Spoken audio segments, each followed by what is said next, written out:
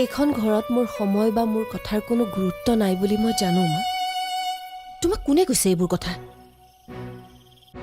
আমাৰ ঘৰত তোমাক কোনে গুৰুত্ব নিদিয়ে? কিছুমান কথা নকলেও বুজি পোৱা যায় মা। সেইকাৰণে মই এটা সিদ্ধান্ত লৈছো। কি সিদ্ধান্ত? ডিভোৰ্স।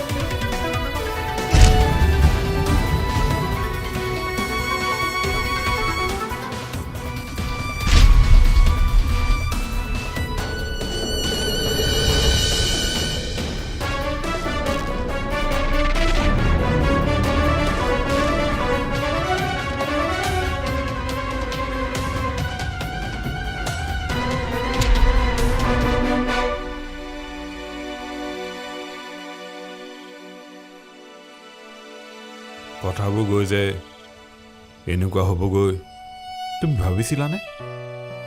এইবোৰ কথা কেনেকৈ ভাবিব পাৰি কোৱা? আৰু এটা কথা কি জানানে, কাজিয়াখন হোৱাৰে পৰা মা বহুত চিন্তিত হৈ আছিলে। তুমি অমিক কথাবোৰ বুজাবা। কিমান বুজাম আৰু তাইক? ইমান দিনেতো বুজাই আছিলো, তাই জানো বুজিলে? সেইবুলি এনেকৈ ঘৰখন ভাঙি যাবলৈ দিব নোৱাৰি নহয়। বুজাব লাগিব আৰু সিহঁতো বুজিব লাগিব।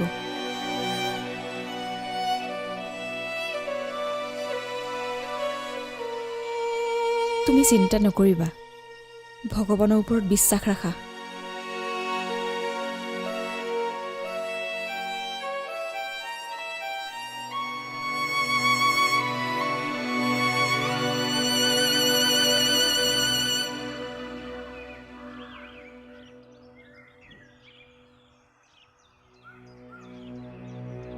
মা, চাহকাপ লৈ আহোঁ নেকি? নাই, নালাগে। তুমি নহ'লে এবাৰ অমিৰ ওচৰৰ পৰাই আহাগেচোন। হ'ব মা।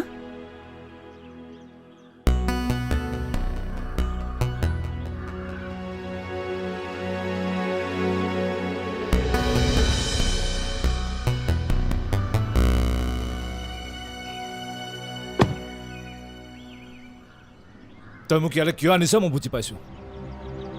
বুজি পাইছ যদি বুজাৰ দৰে কামবোৰ কৰ। মই কি বুজিব লাগে? তাই সিদ্ধান্ত লৈছে যেতিয়া মোৰ ক'ব লগা একো নাই। তই নিজৰ জেদটোতে ধৰি থাকিলে কেনেকৈ হ'ব? তই এবাৰ তাইক চৰি কৈ চাচোন, দেখিবি সকলোবোৰ ঠিক হৈ যাব। মই কিয় চৰি ক'ব লাগে বাইদেউ? সংসাৰখন ভালে ৰখাৰ স্বাৰ্থত। এনেকুৱা এখন সংসাৰ ধৰি ৰখাৰ মোৰ অলপো মুখ নাই। এওঁৰ লগত সংসাৰ কৰাতকৈ মই অকলে থাকিলে বেছি সুখী হ'ম। অমি,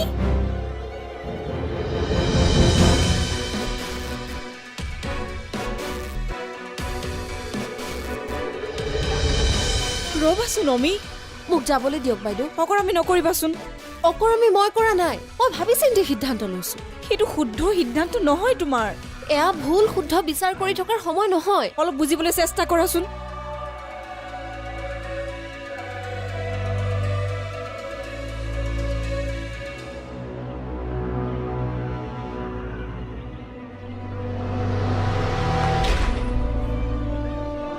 মা, মই যাওঁ। সকলোৰে লগত অহা ছোৱালীজনী এতিয়া অকলে যাবলৈ ওলাইছা। হয়তো ভাগ্যত এয়াই লিখা আছিল। আমি নিজৰ ভাগ্য নিজেই লিখিব লাগিব অমি। তোমাক মই বেছি দিন পোৱা নাই যদিও এইখিনি সময়ৰ ভিতৰতে বুজিছোঁ যে তুমি ভাগ্যক ধিয়াই থকা ছোৱালী নহয়। কথাবোৰ আকৌ এবাৰ ভাবি চোৱাচোন অমি। মই ভাবি চিন্তিয়ে যাবলৈ ওলাইছোঁ আৰু মোক ৰ'বলৈ নক'ব মা। মা বুলি ভাবিছাই যেতিয়া এই মানুহজনীৰ কথা ভাবিতো সিদ্ধান্তটো সলনি কৰা। আপোনাৰ মৰমেৰে মই গোটেই জীৱনটো চলাই নিব নোৱাৰিম যে মা। সেইকাৰণে আপোনাৰ অবাধ্য হ'বলৈ মই বাধ্য হৈছোঁ আজি।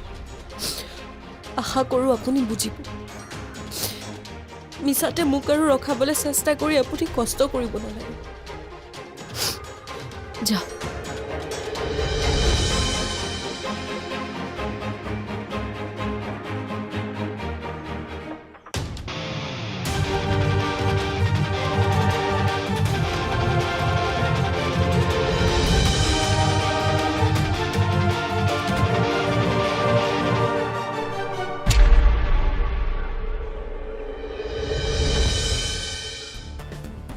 এইখন সংসাৰ চলোৱাটো অসম্ভৱ কথা।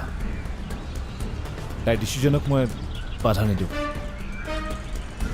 এই সংসাৰখন যিমানে ধৰি বান্ধি নাৰাখ কিয় কোনোদিন সুখৰ হ'ব নোৱাৰে। এবাৰ মনত যেতিয়া সন্দেহ সোমাইছে সেই সন্দেহটো কেতিয়াও আঁতৰাব নোৱাৰি। গতিকে মনত সন্দেহ ৰাখি থকাতকৈ আঁতৰি থকাই ভাল।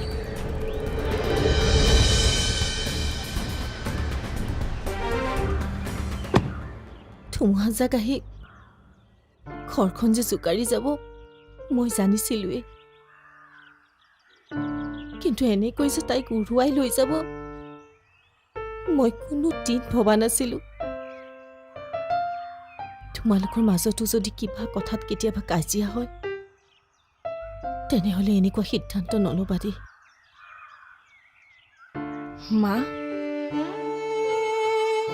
তোমালোক মোৰ বোৱাৰী নহয়, মোৰ ছোৱালীৰ দৰে।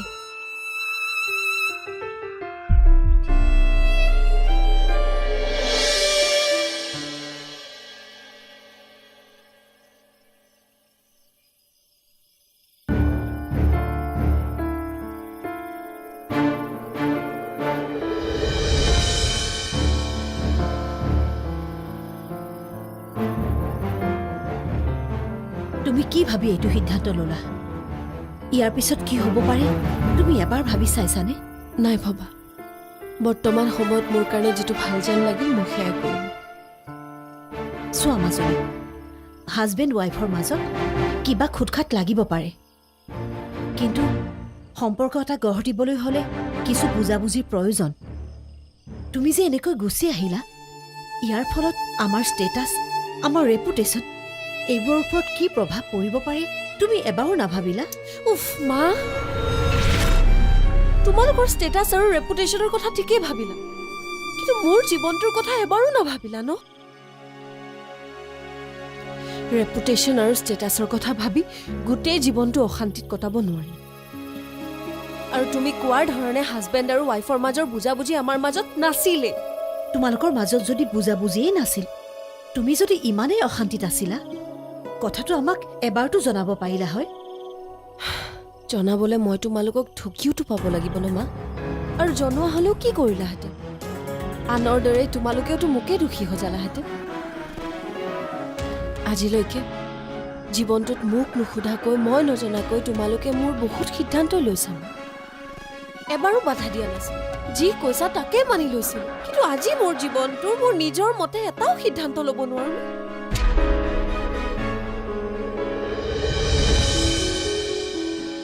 ইমান চিন্তা কৰিব নালাগে। কপালত যিটো আছিল সেইটো হৈ গ'ল। এতিয়া জানো এইবোৰ চিন্তা কৰি থাকিলে কিবা হ'ব? যেতিয়া চিন্তা কৰিব লাগিছিল তেতিয়া চিন্তা নকৰিলা। এবাৰ যদি দুয়ো বহি কথাবোৰ ভালদৰে আলোচনা কৰিলা হয়, হয়তো আজি এনেকুৱা নহ'লে হয়। সেইকাৰণে কওঁ, জেদবোৰ কমোৱা। তুমি যদি নিজৰ কথাবোৰ এৰি তাইৰ বিচৰণে কামবোৰ কৰিলা হয়, তাই আজি আঁতৰি যোৱা সিদ্ধান্ত নল'লে হয়। আনৰ কথা মতে চলা মানুহ মই নহয়, সেইটো তুমি ভালকৈ জানা। এইবোৰেতো তোমাৰ ভুল।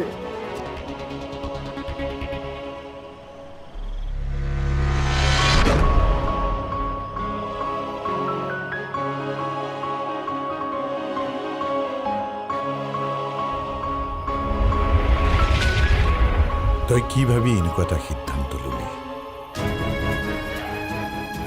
আৰু তই ভাবিছ নেকি যে তই লোৱা প্ৰত্যেকটো সিদ্ধান্তই শুদ্ধ?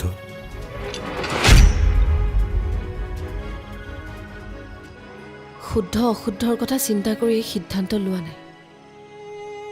মই মাত্ৰ তোমালোকক জনাবলৈহে আহিছিলোঁ যে তোমালোকে মোৰ বাবে লোৱা সিদ্ধান্তটো ভুল আছিল। তুমি কথাবোৰ এনেকৈ কিয় কৈছা মাজনী? শুন তই উভতি যা। মই ভাবো যে মই ক'লে এতিয়াও পদ্মনাভে তোক আদৰি ল'ব। সম্পৰ্কবোৰ তুমি ভবাৰ দৰে নহয় তেনেকুৱা যে অপাৰেশ্যন থিয়েটাৰলৈ নি অপাৰেশ্যন কৰি দিলে জোৰা লাগি যাব। কাৰোবাৰ লগত ব্যৱসায়ৰ বাবে তুমি বুজাবুজি কৰিব পাৰা, কিন্তু মই মোৰ জীৱনটোক লৈ বুজাবুজি কৰি থাকিব নোৱাৰোঁ। তই আমাক কেতিয়াও শান্তিত থাকিবলৈ নিদিলি। ভাবিছিলোঁ বিয়াৰ পিছত তই সলনি হবি, তোৰ জীৱনলৈ আমাৰ জীৱনলৈ শান্তি ঘূৰি আহিব। নাই, এতিয়া তই আমাক আকৌ বদনামী কৰিবলৈ ওলাইছ। আমাৰ মান সন্মান সকলোবোৰ শেষ কৰিবলৈ ওলাইছ। তোমালোকৰ মান সন্মান মই শেষ হ'বলৈ নিদিওঁ পাপা। চিন্তা কৰিব নালাগে, মই ইয়াত থাকিবলৈ অহা নাই। মই মাত্ৰ মই লোৱা সিদ্ধান্তটোৰ কথাহে তোমালোকক জনাবলৈ আহিছিলোঁ। আৰু এটা কথা, আজিৰ পৰা মোৰ কথা তোমালোকে চিন্তা কৰিব নালাগে। আহিছোঁ।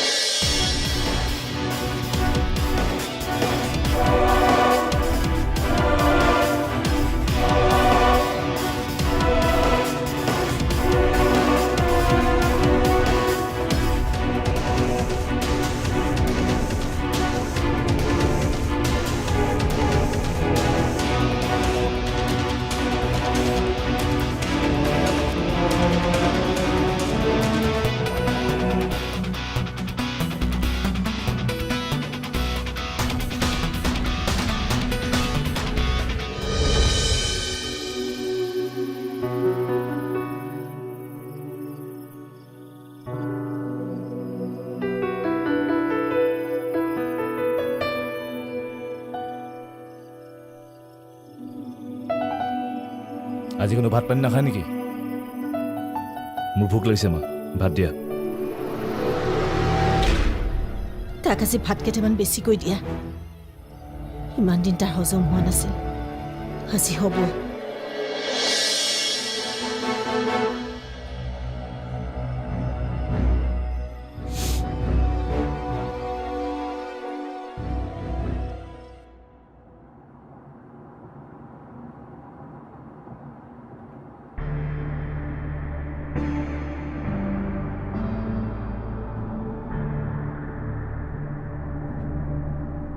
বাইদেউ নাৰেংগী পালোহি।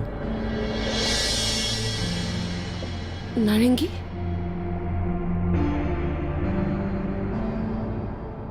এটা কাম কৰকচোন, 6 মাইল বলক।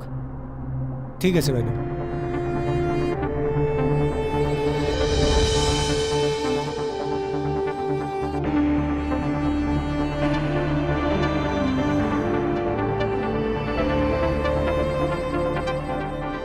বাইদেউ 6 মাইল পালোহি।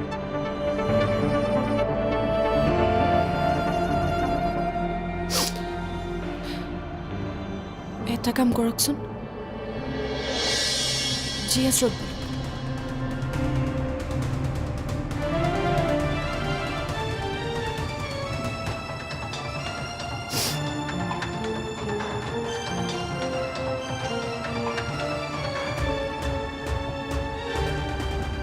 বাইদেউ GS পালোহি। পালোহি নেকি?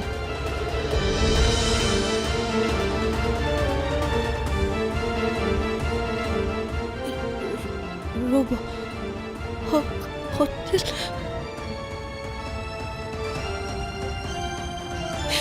এক মিনিট।